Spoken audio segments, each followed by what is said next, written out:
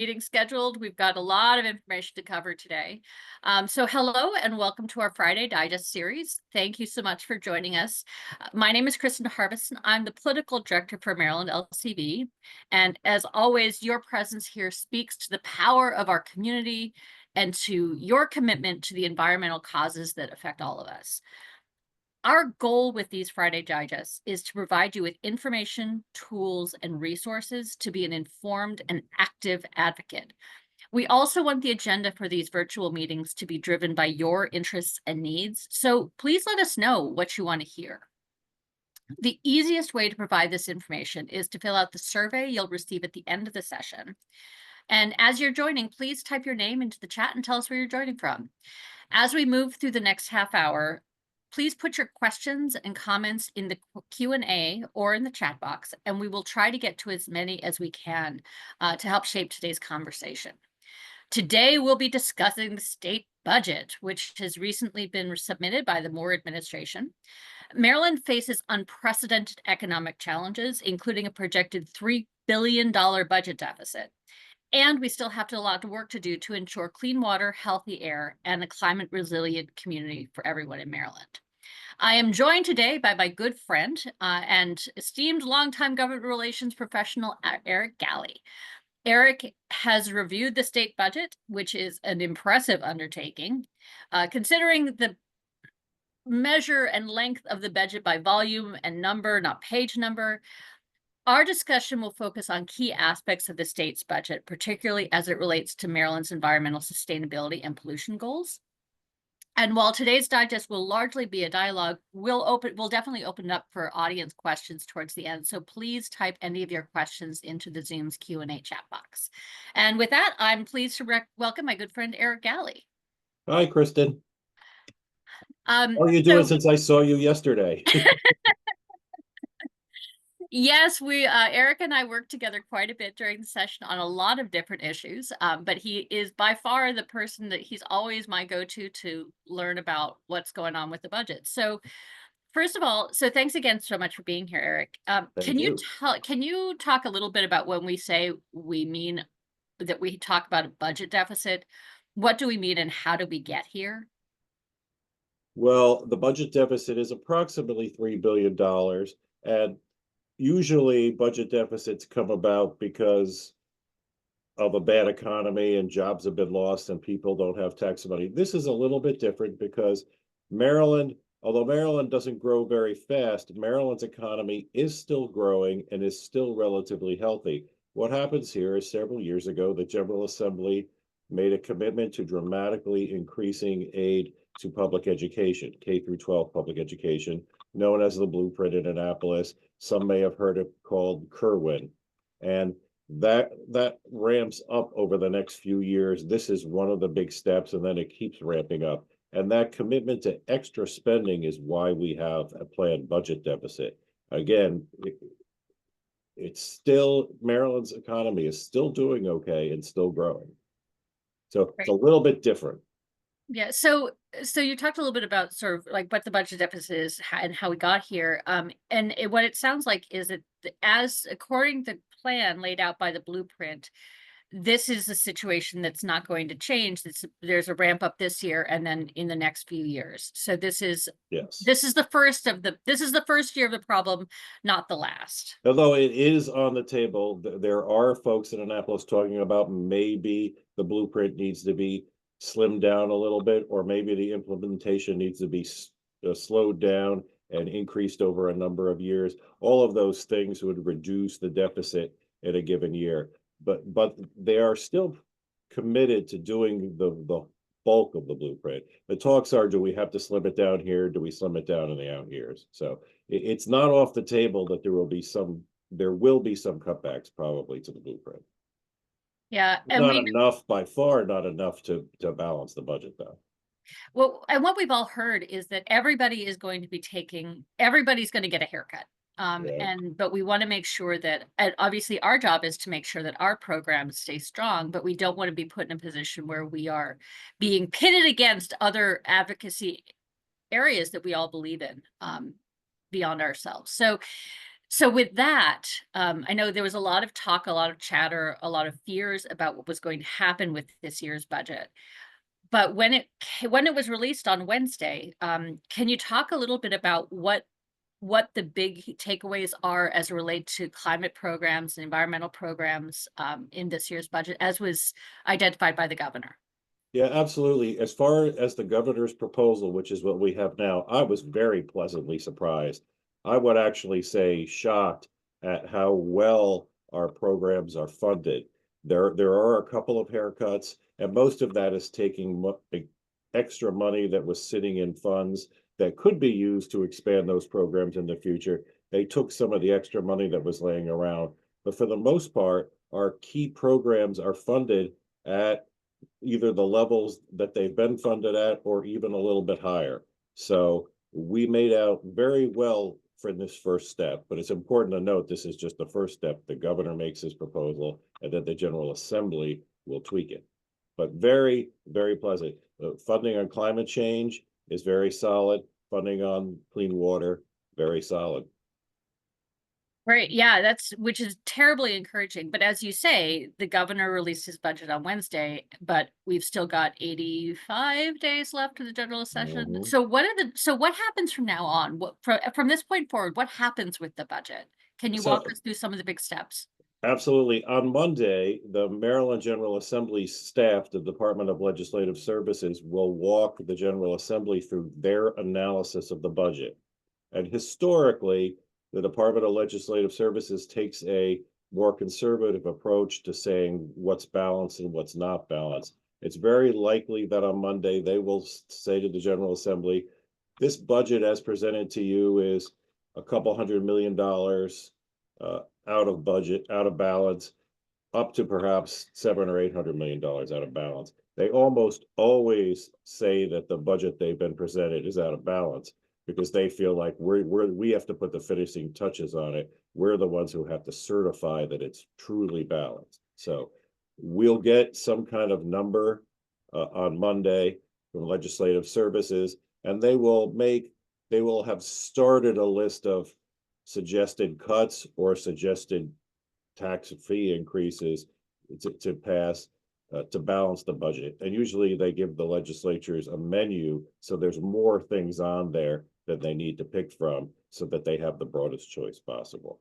But it would be very rare on Monday for the DLS to come in and say the governor's budget is completely balanced. You don't have to do anything with it. And so the governor introduces the budget, and up until what, 2 years ago, the legislature could only move money around in a limited way or cut money. Exactly. Now that changed after that changed last year. I think it was last year or 2 years ago. So that at this point now, the General Assembly really has a lot more ownership over how the budget, what happens with the budget from this point. They can't spend more than the top number that was introduced with the governor's budget, but they have a lot more flexibility to add or cut as long as it reaches that same number, doesn't go over that same number, and we are constitutionally mandated to have a balanced budget. Is that all right? That is, you got it. You nailed it. You absolutely nailed it. The General Assembly was frustrated that a previous governor had done a couple of things that were small, but they did not have the constitutional power to fix those couple of things, namely shortchanging money for a couple of organizations he didn't like. And it was very hard for them to do something about it. And they decided that they wanted to have that power, which is how every other state in the country does it. Got it, thanks. So, and in terms of, okay, we can go a little bit and just go a little bit more granular about the different programs that might have been affected. You said that we did very well generally. The environmental programs kept pretty were were kept largely whole. That there were a couple of things that were shifted around. Um, does the budget shortfall affect the rural legacy area or other open space funding? There was money taken from what was called the balance. The easiest way to describe it is the money that came in this year for that fund is going to be spent. But in the past, often on some of these, especially the land acquisition programs, the money doesn't get spent all in a year. So there's a backlog of money that wasn't spent in previous years. They took $16.5 million for the land preservation programs, money that wasn't spent in the past, and took it for balance. They did lay in properly what would be this year's allocation. So, I mean, we could certainly argue that the money that was in the bank could have been laid into the program and there could have been more money for open space and the related programs. But the argument back would be that they've, per the formula that we normally get funded, it's in there. And it's also, they would argue that it's hard to get that money out in any one given year, and that what's in there is kind of the maximum of what they would be able to spend. Got it. And I know that from conversations we've had, you and I have had earlier this week, there's one of the places where money was where there was money taken from an environmental program was the Strategic Energy Investment Fund, or the SEIF.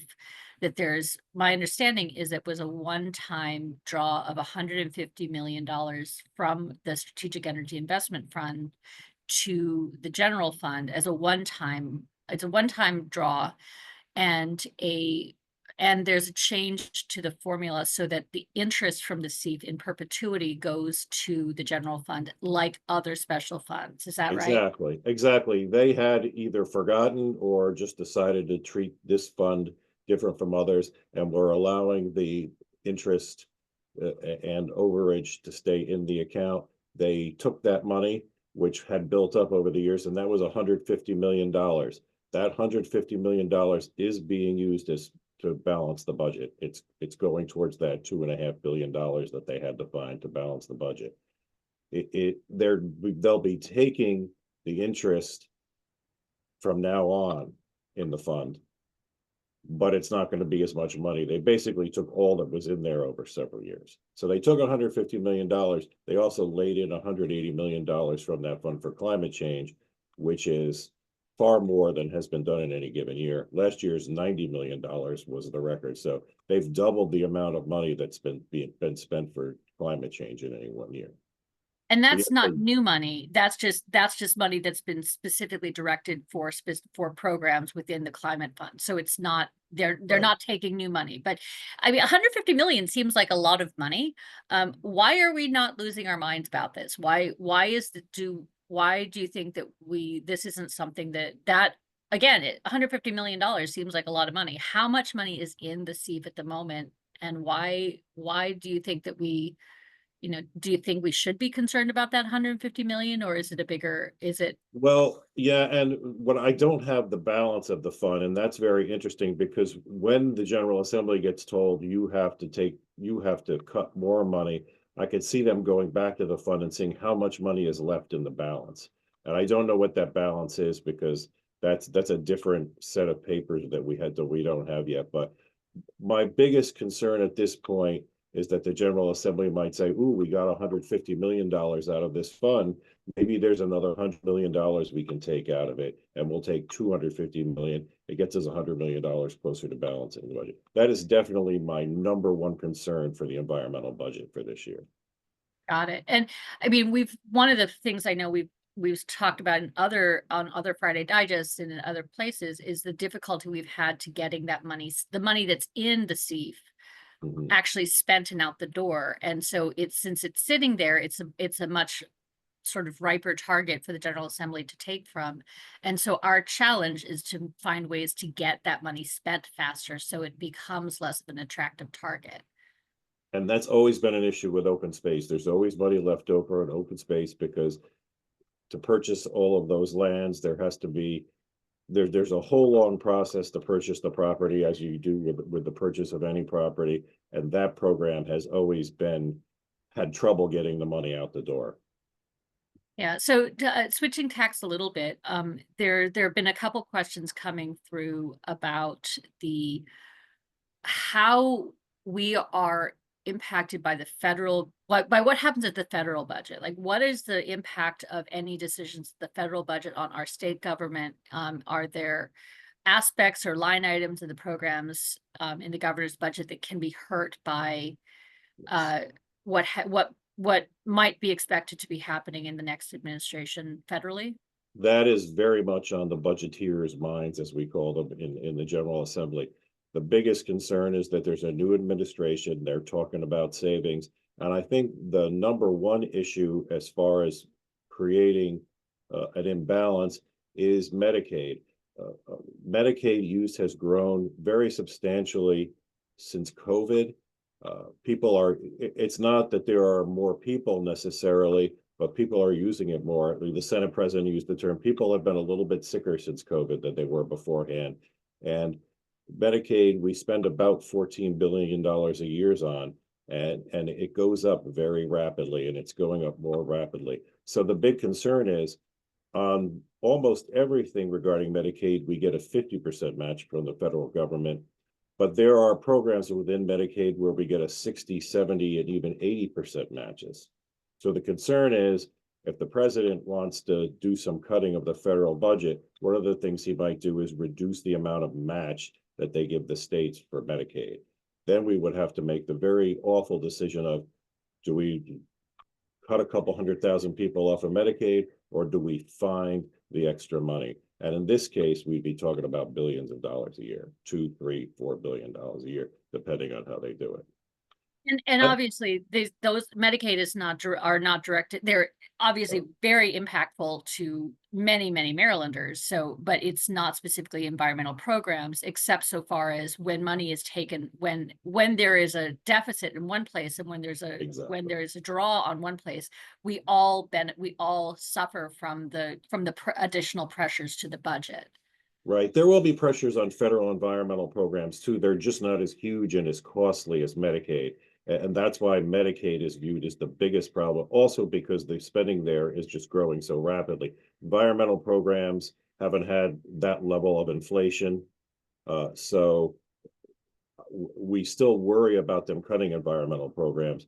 But the biggest problem, the two biggest problems for Maryland are, number one, what I just mentioned, the explosion of Medicaid expenditures. And then, of course, the president's promise to take federal workers and spread them out around the country.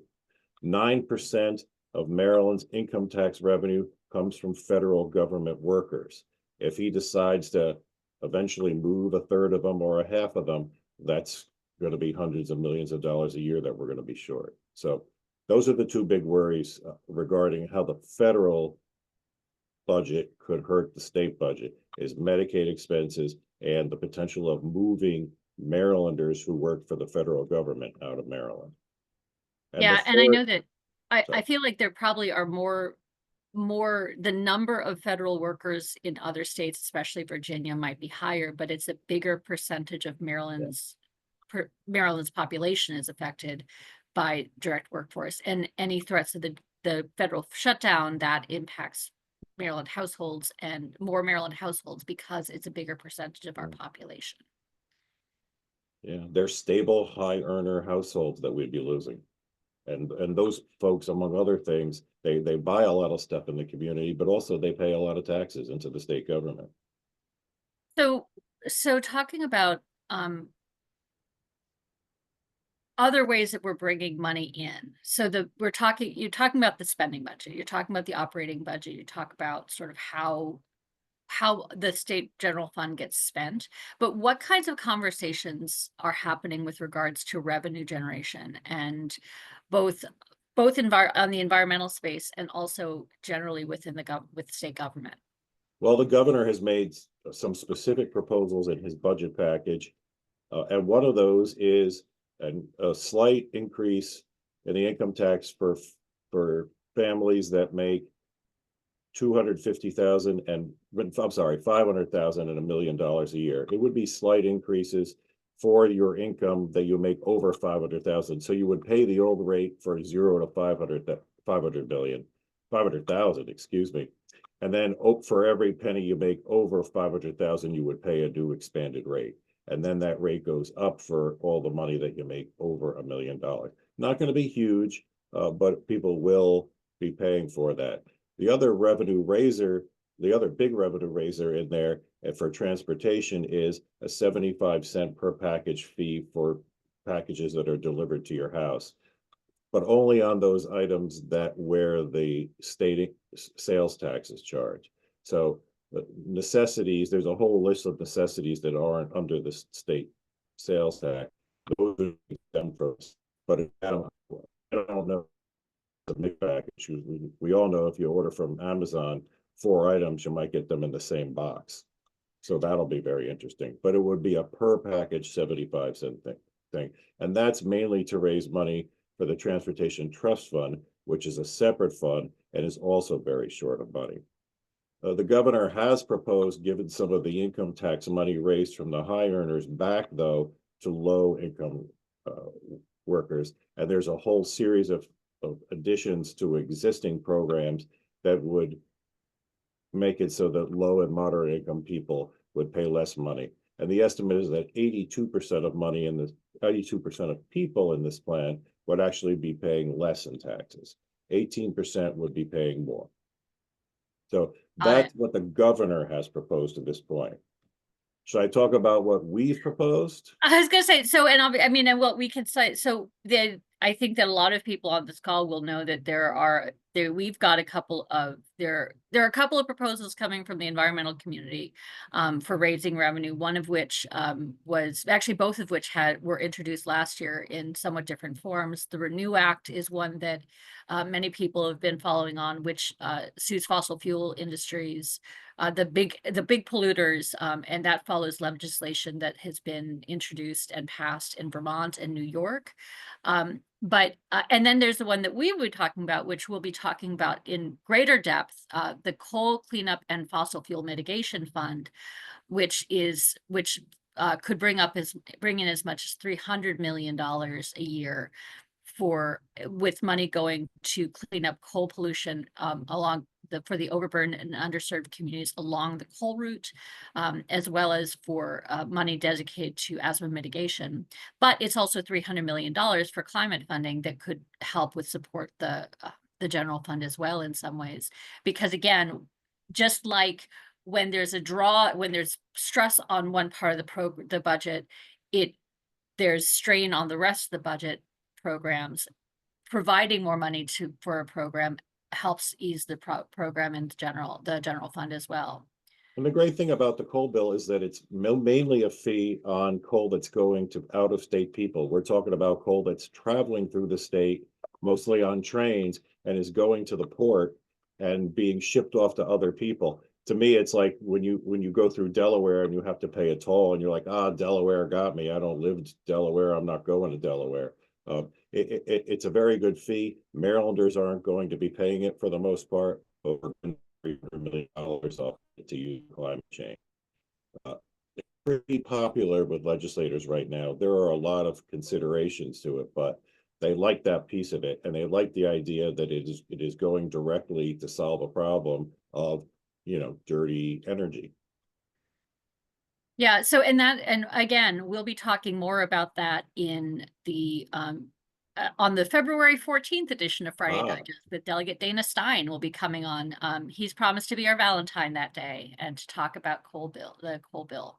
And there was a question about whether the priorities come from the budget strain has impacted and influenced the discussion of our Maryland LCB's priorities. And I would say that throughout, you'll hear from every one of us who works in Annapolis who's paying attention to the state budget, it is a massive important part of every conversation. And so as we are all going through all of our bills, the impact to the state budget is an important part of every one of those conversations.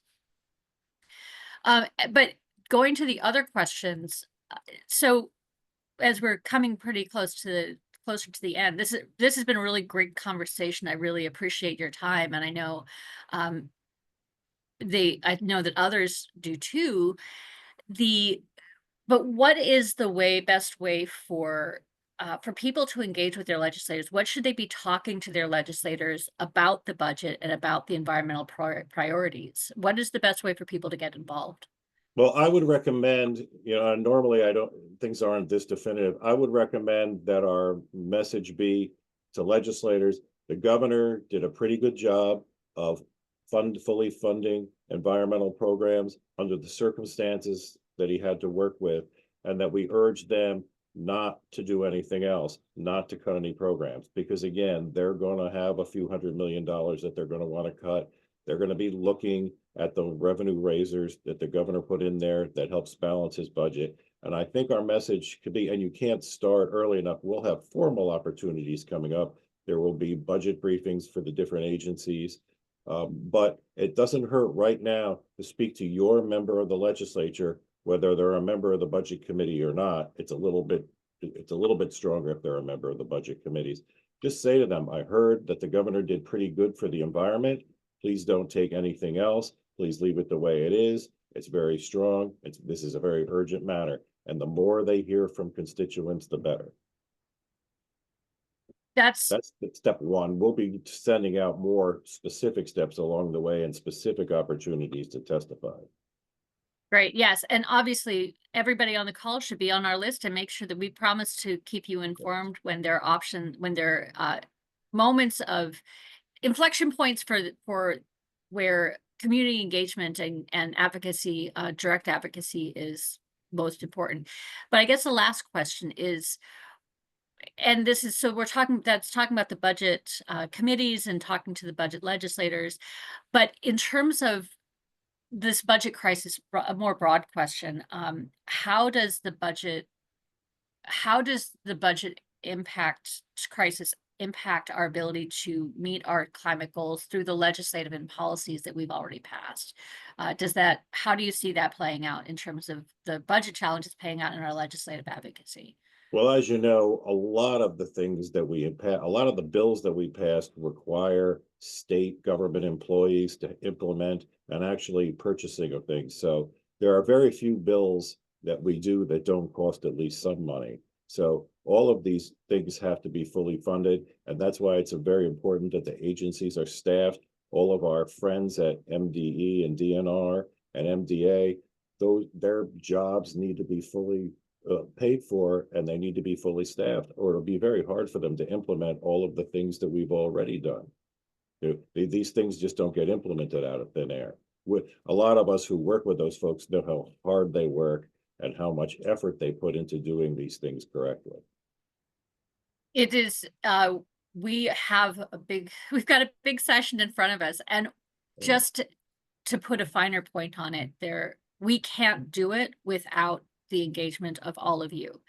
This is a team sport. This is a team effort, and your engagement with your legislators, both on the budget committee when you're talking and thanking them for what they have and thanking them for the bills that they've passed, encouraging them to support the environmental programs in the budget, and then also for in the legislative policy committees, encouraging them to support the environment and climate programs.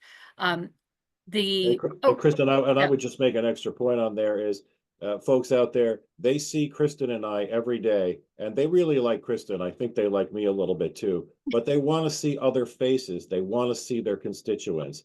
Nothing makes us more powerful than you talking to your legislator. And so that when we're speaking to that legislator, that they're thinking about you and their constituents back home. Yeah, and there are a few opportunities for that we want to make sure that we highlight for you coming up, that where you can help direct engagement. The first is the environmental summit. The annual environmental summit is taking place in person in Annapolis on January 28th from 6 to 8 p.m. This is really a place where we show our power as a community, where advocates come together to learn about the environmental community priorities, which includes the budget. But also it's where legislators come to see their constituents and how much they care. So we encourage you to join us at the Environmental Summit on January 28th, and we've put information in the chat with more information. We also, Maryland LCV is also planning a lobby day on February 17th, and we hope that you'll join us for that as well. We'll be coordinating meetings and helping to make sure that you have effective lobby meetings with your legislators and the important power brokers in Annapolis. So please join us for both of those things. And I think it looks like we're just about out of time.